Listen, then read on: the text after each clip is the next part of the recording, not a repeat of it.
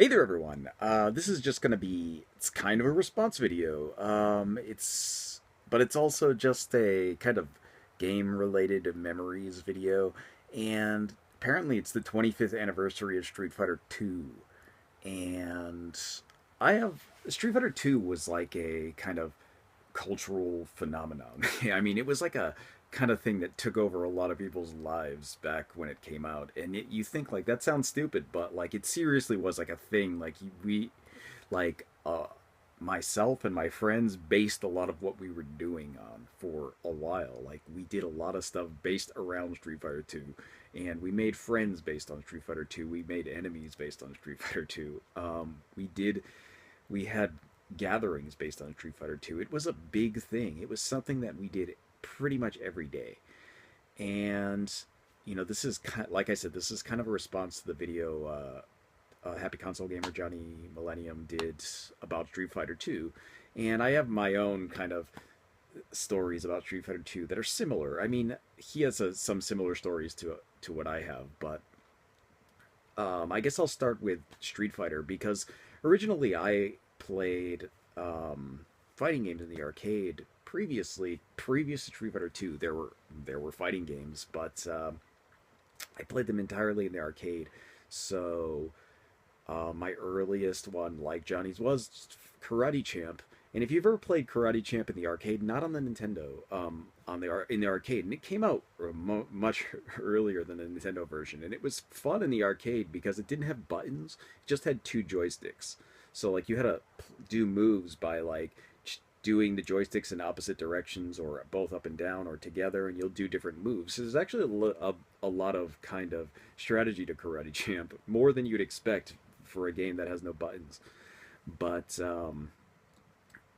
I used to play that a lot in the arcade, and then um, I played the original Street Fighter, and I really liked the original Street Fighter. I know people hate it now and they think, oh, it sucks. And comparatively to Street Fighter 2, it is kind of like clunky and it's really slow.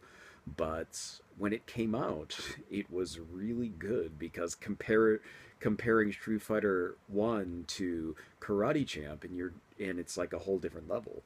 So I did play a lot of Street Fighter 1, but it wasn't around for that long because a lot of times uh, games would come to the arcade and like they'd get swapped out after a couple of months. So after Street Fighter 1 was gone, there weren't really any other options. But I had Street Fighter 1 Fighting Street was one of the first games I got on the TurboGrafx also. Um, it was I really liked Street Fighter 1. I still like Street Fighter 1. But when Street Fighter 2 came out, it was a total game changer.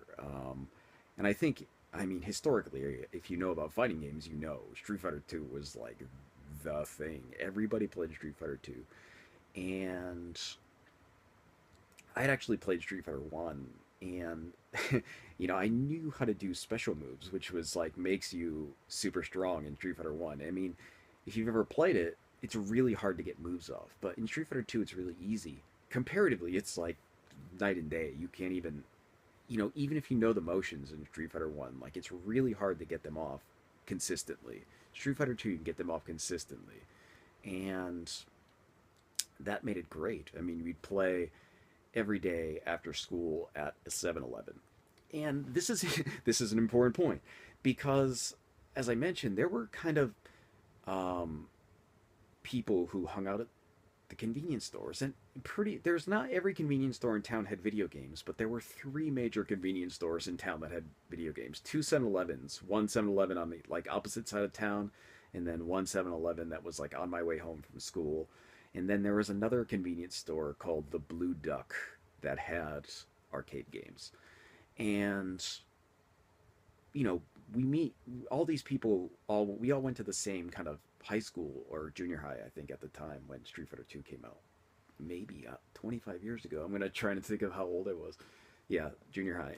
Oh no, wait, junior high. Yeah. So maybe eighth grade for me when Street Fighter 2 came out. Maybe eighth grade. Maybe ninth. Maybe my first year of high school. It's hard, hard to say. Probably that around that time though, eighth or ninth grade for me. Um, And I'd come home from school, and on the way home from school every day we'd stop and play Street Fighter. And all of our friends at school played Street Fighter, and we had little groups based on which convenience store you were closest to. So you had which was my 7-Eleven, and then you had a far 7-Eleven, and you had the Blue Duck. And the far 7-Eleven kids were like the worst kids, the worst Street Fighter players. They were good kids, but they were bad Street Fighter players because their 7-Eleven had Street Fighter 2, and it also had a Neo Geo arcade machine where with Fatal Fury, and they were always talking about how good they were at Fatal Fury when we beat them at Street Fighter because they played more Fatal Fury. And coincidentally, we could beat them at Fatal Fury too. They weren't that good at any of them, but they always would always complain that Fatal Fury was the game. But Street Fighter 2, we had the rivalries. The main rivalry was between the 7-Eleven I went to and the Blue Duck. And the Blue Duck had the the kids who were the best kids at the game. Really, they were older than us. The 7-Eleven kids, they were older, and they were like really into it more. So, but we had kids also our age that played at that Blue Duck also. So we would play that, and our 7-Eleven would have, and it's not that far away. It's like walking distance between these places, kind of. It's like a mile and a half or 2 miles or something in between the Blue Duck and the 7-Eleven. So, like, every once in a while, people from the Blue Duck would come to the 7-Eleven, or we would go to the Blue Duck from the 7-Eleven and play against those guys. And initially, we were bad. I mean, comparatively, we were bad because we were better than everybody at 7-Eleven.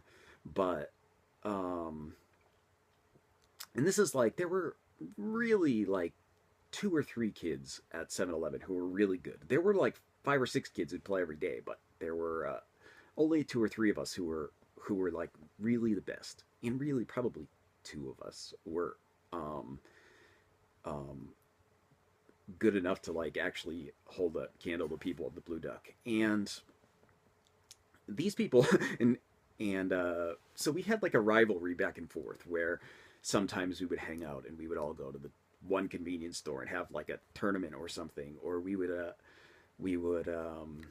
battle to see who was good. And there's like all types of stories around that because there were, I met people that way. I'm still friends with almost all of those people from the Street Fighter kind of convenience store rivalry, where like one of them was like my first girlfriend. One of them is like one of my best friends. Two of them actually are still people I routinely talk to. So, and like thinking of the legacy of Street Fighter 2 here, last week, literally last week, there was still an argument between who was a better Street Fighter 2 player between one of the kids from the Blue Duck and one of the kids from the 7-Eleven.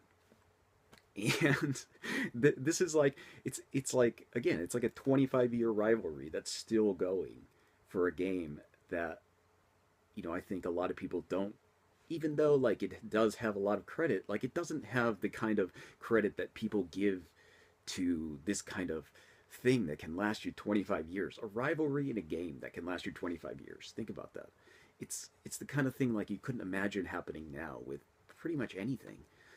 And I think um, it's really strange that like still I talk to a lot of those people, and even though some of them don't play games anymore, but I'm sure they would play Street Fighter 2 if it were in front of them. And I want to think about some of the stories related to this, because there's a lot of stories. Because eventually, I was the best person at the 7-Eleven. And I'm not going to say it wasn't close, because it was close, but I was still better because I played more. And then eventually there was more places closer to my house that had machines, Street Fighter 2 machines, so I just got better and better. Um, and eventually I mean, I can probably routinely beat everybody now. Not everybody in the world, but everybody in that group. So in Street Fighter 4, we played Street Fighter 4 together with all of these same people, still, and I assume we'll play Street Fighter 5 all together again.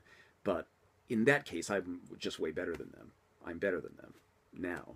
still better than them. And that's not to say that they're not good, because we often would get. And I'm not like super great with most characters, and I'm not like a super combo machine or anything. But like, I mean, I was ranked like in the top 50 in the world for Dan. Dan is my character in Street Fighter 4. But in Street Fighter 2, I use mostly Ryu and Zangief were my two mains, I guess. Like, and later on DJ I used a lot. But those three were the main characters that I used. So, I would always play them. And there's, we learned the combos and stuff for Street Fighter 2. And before it was like even a thing, like when it was a bug, we learned all these combos so that you can do like the crouching jab 3 times, or you can jump in with the light jab and get a free throw out of it. And, that kind of stuff was like stuff that, people learned. And it was, it was crazy. We'd got like lots of stuff from playing Street Fighter, but I can think of a lot of situations where Johnny mentioned some situations where he had like danger from playing Street Fighter, and I've had those. Definitely had those, because um, mine weren't like similar actually, but there was a point where I was in an arcade. We had um, like an arcade go kart mini golf place called Gameland or something. I don't remember if that was the name. Game Center, maybe Gameland, something like that. And it's closed now; it's gone. But occasionally we'd go there, and because I had gotten so good at Street Fighter that like I could go there and spend very little money just playing Street Fighter, because usually I wouldn't lose.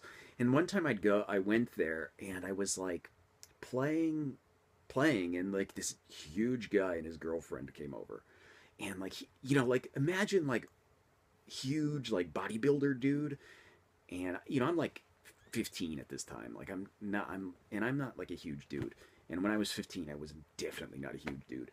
And he comes over, and his girlfriend is like standing there watching, and he like puts in a quarter to play me. And I don't know if he's good or not, so I just like went all out and I just destroyed him. Like, it was like not even close. And he was not visibly angry, but he was getting tense. And then like, so he put in another quarter and plays me again, and I just destroyed it. And like, he he like really started to get mad. You could see it, like he's turning a little red, and he puts in another quarter and I beat him, and he puts in another quarter and I beat him. And then like I started being a dick, like not on purpose. I was kind of feeling bad actually, and I was thinking like, well, I'm gonna start doing like challenge runs against this guy. So like, we'd go into the he'd put in another quarter, and I'd play like, okay, I'm gonna be Ryu this time, and I'm only gonna use jabs for the whole match. Like I'm not gonna use any button but the jab button, and like I'd go in there and I'd just use jabs the whole round and I'd win. And like I think like I drove more like put him over the edge on that. Like he literally freaked out. Like he was just getting angrier and angrier every time he would lose. And his girlfriend was like, "You should stop. You should stop." And then like after I beat him with all jabs, he like literally shook the machine. He was like this huge guy, and he like was like "Rah!" yelling and shaking the machine. I was like, whoa. And eventually, and actually like the machine faulted, so like it turned off. It like turned off and reset because he was like violently shaking it. And I was just like, I guess I'm done. So I just walked away.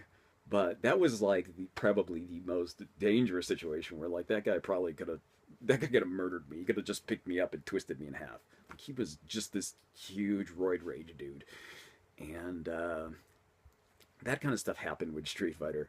There were other kinds of people, like because most of the rivalries we had for Street Fighter we were in town. Like sometimes you could go to the shopping mall and there'd be a Street Fighter, and then you get people from out of town, kids from other towns that would come and play. And I think our area was like kind of I don't know higher level than them because we just schooled everybody at the shopping mall. Like there was nobody who was even close. And like not and that's not just me. That's like the people from the Blue Duck too who would all come together because then we're like we're a unit when we're at the shopping mall because we're like fighting out of town people that we don't know.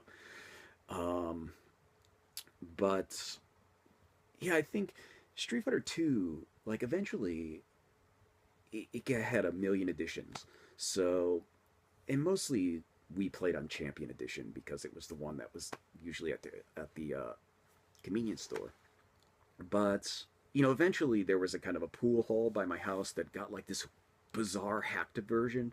The Street Fighter Two, maybe it was like Street Fighter Two Rainbow Edition, and like you'd get the characters had different moves. Like when like Sagat would throw a fireball and it wouldn't go straight; it would kind of like go in a wave pattern, and you'd get like all these, and like Chun Li could throw fireballs, which previously wasn't a thing. It was like hacked into that version. And then later on, she became able to throw fireballs from that, I believe, from that hacked version. Like they thought, oh, well, I guess we can give Chun Li a fireball too. Um, it was definitely that hacked version with Chun Li with fireballs was definitely before Chun Li actually had fireballs. So it was kind of interesting. There was lots of things like that where um, it was way unbalanced. Like Sagat was like the character in that hacked version because you could throw multiple fireballs and they would go slow and be a wave and you could throw like 100 of them and like the screen would be this unending wave of fireballs. Like you just couldn't beat Sagat. It was just not possible unless you got in really quick under the over the fireballs and then you just never let him throw one again. That was basically all you could do to beat Sagat in that. But yeah, all the characters had strange things. And then that same pool hall eventually got Street Fighter Two, well, Super Street Fighter Two, with the new characters and stuff, and that eventually became kind of the main area. But like, none of the people who were playing when Super Street Fighter Two came out, none of the people from the normal like Blue Duck 7-Eleven usually came to that pool hall. So nobody really played Super that much except for people at the pool hall and there were other people who came to the pool hall, but nobody was good. So it was kind of like, easy to play there all night on a quarter if you had a lot of people who wanted to play. Um, so that kind of happened. Street Fighter Two was like this thing. Like literally everybody played it. And for some people, it was like really a thing. Like some of those people wrote guides to Street Fighter Two, like wrote their own guides, combo guides for each character, and did things like, you know, had like handicap matches. There was times where like people were playing each other in a mirror, or and I did this before too. Like I played somebody in Street Fighter Two with my feet and won. Somebody wasn't good. But like this kind of thing was like we would do these kind of weird things to like humiliate people who were bad. So like we played somebody played blindfolded, and I've played blindfolded against somebody and won. Um, that kind of stuff, like play behind your back in a mirror. That's the kind of stuff like we were doing, like because just eventually you had to be if you wanted to have any fun. So Street Fighter Two, after that, it kind of died off. Street Fighter shot itself in the foot a little bit with Street Fighter Three, and that's not to say I didn't like Street Fighter Three. I really liked Street Fighter Three. I mained Alex in that one, and nobody else liked Street Fighter Three. So it was around, and I'd play it a lot, but you'd rarely get people who'd played. So I had like one person who was really good at it that I would kind of spar with, and eventually, at that time, everybody kind of moved on to Street Fighter versus Marvel Superheroes and X-Men versus Street Fighter, and I played those too, and and I X-Men versus Street Fighter was really good at, and also Marvel Superheroes versus Street Fighter, but because I had them at home on the Saturn and nobody else did, because nobody had a Saturn and nobody was importing games then. So like it was just in the arcade, but when I could go home and practice, and then come to the arcade and destroy everybody because nobody had as much practice as me. So I had like infinite combos with Sabretooth and stuff that like uh like I pick a team like Sabretooth and basically anybody. And probably I think Sabretooth and Juggernaut maybe, or later on I was using Dan a lot too in Marvel Superheroes versus Street Fighter. Well, Marvel Superheroes versus Street Fighter, yeah. um, but all of that stuff was like later on, and it never really got to the same level as Street Fighter Two. No, there weren't like vicious rivalries. There were like all of those the people who were still playing would like we'd all go to the arcade together, and we'd play against each other. But like it wasn't the same kind of thing because we came together, we left together. It was just kind of like a friendly rivalry. Whereas like it was it was brutal when we were for Street Fighter 2, where people were like there were people who were thought they were really good, and then you would destroy them and they'd get mad and they'd like threaten to beat you up or whatever. That happened a bunch. Um, and eventually we had a Neo Geo machine that had other fighting games. So like people would play Street Fighter 2 and a bunch of people would line up quarters to see who was next, but you'd get like 4 or 5 quarters up and you'd have to wait 10 minutes. So like in that period people would be playing. I would play like Art of Fighting, and I'd play World Heroes 2 also. Um, while waiting to play Street Fighter. So that kind of stuff happened. And yeah, I don't know, Street Fighter 2 was really a thing. And Street Fighter 4, when it eventually after Street Fighter 3 had like in like I want to say that I played vanilla Street Fighter 3 a ton, like so much. And then like I never really played, and like I played vanilla Street Fighter 3 and my two main characters, Alex and Sean. And then like Second Impact came out and Third Strike, and like my arcade never got Second Impact or Third Strike, so I was playing vanilla forever. Like I like I never played Third Strike until it was on the Dreamcast. So like I'm pretty bad at it because they changed the characters a bit, and there's a bunch of new characters. But like Sean used to be really good in Street Fighter. You know what I mean? Like when I say it now, like it sounds stupid because Sean is like the worst character for a lot of the time in Street Fighter 3 Third Strike. But in vanilla Street Fighter 3, he's so good. And Alex is the same. They kind of nerfed his combos. So like he's not as good in Third Strike. So when I play it, I feel like, oh, well, I kind of suck at this and like none of my combos work anymore. So it's that kind of stuff where I didn't play a lot of Third Strike, and I have it downloaded on the 360, I think, but um Street Fighter vanilla Street Fighter 3 is really like what I enjoyed the most. But Street Fighter 3 again, it never got to the same level. And it was comparatively it was wildly unpopular. And like it kind of, you know, was the end of the Street Fighter series for a long time until Street Fighter 4 came out. And I mean, there was a big gap there. And when Street Fighter 4 came out, it was like kind of a return to form. It was such a good experience. And like I played a lot of Street Fighter 4. Like I said, I was like ranked 38th, I think, was the highest I got in the world for Dan. Um and then I was like in like the top 300 for Hakan or something. Like all the characters I use, my main characters in Street Fighter through 4 are like Balrog, Boxer Balrog, not M. Bison in Japan. And I want to say Aiden, Adon.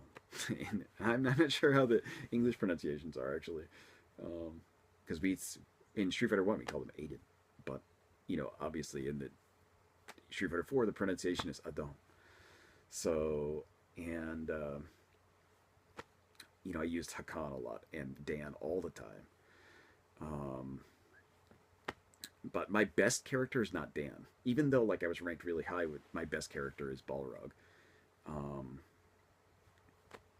but yeah, I mean Street Fighter 4 was also I spent a ton of time playing. And Street Fighter 5 comes out this week. It'll be out. I guess for you guys, it'll be out in day or two. It's like a couple days later for me, so it's like I still have like 3 or 4 days until Street Fighter Five comes out. But of course, I have it pre-ordered, and I'm just excited to get online and start playing people. But I'm not sure who I'm going to be using, so I'll have to play through the game with everybody. But Street Fighter Two again, like back to Street Fighter Two, because Street Fighter Two really did change a lot of stuff. I mean, it didn't only change the way fighting games worked. It kind of changed um, a lot of the way that arcades worked. I think previous to something like Street Fighter, there wasn't usually the kind of situation where you'd get like a million people crowded around one machine waiting to play. Like you'd see it sometimes, but like usually, like for some games, like new games would show up, but people would play it, but like they wouldn't put up a quarter and wait to play against somebody else. That kind of thing, like really, was like the pinnacle of the arcade kind of scene. I think in terms of like the '90s at least, and it was also after Street Fighter Two.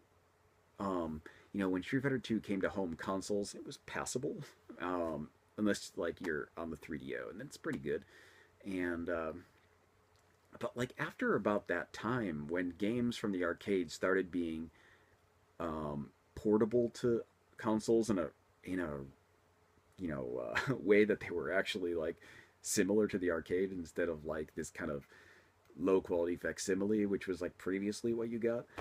It kind of killed arcades. I mean, it killed fighting games in the arcade by a lot because, after a while, it was just dead. There were no more games coming out for that kind of stuff. And the stuff that did start coming out in arcades was big driving things. You could, four people in the big driving things, or like Dance Dance Revolution, stuff like that. And that was just like the death of arcades. Like after that, it was just arcades in the US died. Nobody played that stuff because they could play it all at home. And, there are still arcades here in Japan. There's still a lot. You can go all the time to arcades and play. They're always full of people, and you can always get matches if you want to play against people. But in the US, it just kind of died after. And I think like a lot of that is like after the Street Fighter 2 hype died down, nothing really filled its place. Other stuff stepped in. Like when Mortal Kombat came out in the arcades, it had that same kind of effect where people would stand around waiting to play it, but it never really surpassed Street Fighter. And then as Street Fighter 3 came on, it was not as what everybody wanted, and nothing really filled the spot, and nothing really filled that gap for arcades. And then eventually arcade games just are able to be able to be played at home, and that really killed arcades, and it really killed that kind of weird arcade culture that it's just gone. I know there's a lot of people on YouTube who are nostalgic for that stuff. I'm nostalgic for that stuff because I started going to arcades in like the really early 80s, when like 82, 83 maybe. And this is because there was an arcade like literally a minute walk from my house. So even though I was a little kid, I could still go to the arcade by myself because it was so close to my house that it was just something I could do. And like 1984 or something, you go to an arcade and you're like 6 or 7, you're like you're in danger. Basically arcades were scummy, dark places that were full of smoke and sticky floors and shady people. And like you're a little kid, you go in there and like you can play games, but like you're also, you know, possibly going to be abducted or molested in some way. You never really know. Arcades were shady places. Let's just say that. And that kind of culture. It sounds stupid, but like, why would you be nostalgic for that? It was dirty but like, there's nothing really like going into an arcade that was like in the 80s or mid 90s, and you go in. There's like a real kind of atmosphere to it. It's usually dark. It's usually, it's not well lit. It's kind of smoky, but you go in there and you have this like barrage of sounds, And there's some sounds that like you can remember. My friends all remember it. We all have it kind of like ingrained in our memories. Certain sounds from the arcade. If you ever remember the Star Wars the arcade game, not like the old one, like the vector-based one, it says some things over and over in the thing, and you always remember it because like even anywhere in the arcade you are, you can hear it every once in a while. There was a lot of games like that. Gauntlet was another one where like pretty much everybody knows the Gauntlet voice. It's in a few other games too. Escape from the Planet of the Robot Monsters has the same voice as Gauntlet. If you're really interested in that voice, and it's great. But if you hear it at the arcade, you go in there and it's just the noise. You'll hear like pinball machines, and the pinball machines eventually had talked too. So like if you played the Addams Family, you know what it's the things that it says. In Terminator 2, pinball says things, and it's kind of ingrained in your memory. And there's nothing really like that anymore. You can't go somewhere and have like like 50 different arcade games yelling things at you. The kind of noise of that, the atmosphere of it is really something that's special, I think, that you just don't get anymore. People today don't know it, and they'll never know it. And that's kind of sad. You'll never know the authentic an authentic arcade if you hadn't been to one then. And that's kind of a sad thing. It's like a culture that blew up and died in like this less than 20 years. And it just it was like a major thing, like and then now it's gone. And this video is really long, and it's gone way off the track from Street Fighter. But I wanted to talk about Street Fighter, and I'm sure I'm forgetting a lot of stories related to Street Fighter because there were a lot of things where we met. I mean, we met people. Like I said, we met people playing Street Fighter, and unrelated to Street Fighter, but those people like did things, um, that were good, and some did things that were awful, related to meeting each other playing Street Fighter. And without Street Fighter, I think like I probably wouldn't have met a lot of these people. I wouldn't have had the same kind of connection with some of these people that I do today, even today, um, because of Street Fighter. And I think it played a big role in a lot of people's lives, more than people probably recognize if they were big Street Fighter players. And that's really it. That's I think the power of Street Fighter 2 is something that like happened at a time, and it probably won't be duplicated in the same way ever again. And it's kind of sad. I think there's stuff like that. Stuff that happens, like um if you were in the 50s, maybe you have like this thing with soda shops and whatever. Like those things don't even exist anymore. But if you're born in the I mean, I'm born in the 70s, but if you grew up in the 80s and 90s, like there's things that happen to them that your kids will never get to experience. They'll never have the same kind of thing, and they'll have something different. Maybe it'll be net based, which is lame, but you'll never have the situation where your kids have convenience store based rivalries based on games. Just not going to happen. Um, they're not going to have they're not going to be able to go to an arcade and know what it's like to have you know a really digitized Han Solo telling you your shot was 1 in a million. And that's something I think it's a sad kind of situation. And I know they'll have other memories, and some people don't care about this kind of stuff, but it is the kind of thing that like Street Fighter and arcades in general really brought us. And I think that's why games are powerful. It's why people care about games now. It's why people collect those games. They have this memory of those things, playing those games in arcades. And I understand people who buy arcade cabinets because I've always wanted one, even though like I don't need it. Um, I understand people who want to have their own game room. I understand that because I understand the kind of connection with other people that games can bring you, and the kind of connection that games by yourself can bring you. And Street Fighter 2 was one of those monumental kind of cornerstone pieces of that kind of gaming culture that has all but disappeared, really. Um, and that's why Street Fighter 2 is such a game that people remember fondly today. You can watch Johnny's video and you'll get the same kind of feeling that I mean, watching it, I had that same kind of feeling again, where I was thinking like, if Johnny was in our neighborhood, he would have been, you know, a 7-Eleven guy. He would have been with us at 7-Eleven. He would have been, or he would have been over at the Blue Duck or whatever. There's all that kind of stuff. He would have been part of the rivalry. We would have known each other if we were pretty close in age. We had similar hobbies, and he would have definitely been at one of those convenience stores. It's that kind of thing. And you know, if in it currently, if a game came out, we wouldn't, even if we had played the same kind of games, we wouldn't have had that same kind of connection. We wouldn't have. I wouldn't have met these people, and I wouldn't have had the friendships built up based around this game. And I think that's really it. That's all I really want to say. I feel like I repeated myself there, but I just, you know, I think if you know this feeling, you know it, and if you don't, I think you'll never know it, and that's kind of sad. So that's it. 40 minutes rambling about arcades and Street Fighter 2. Um, Hopefully somebody found this interesting. See you guys next time.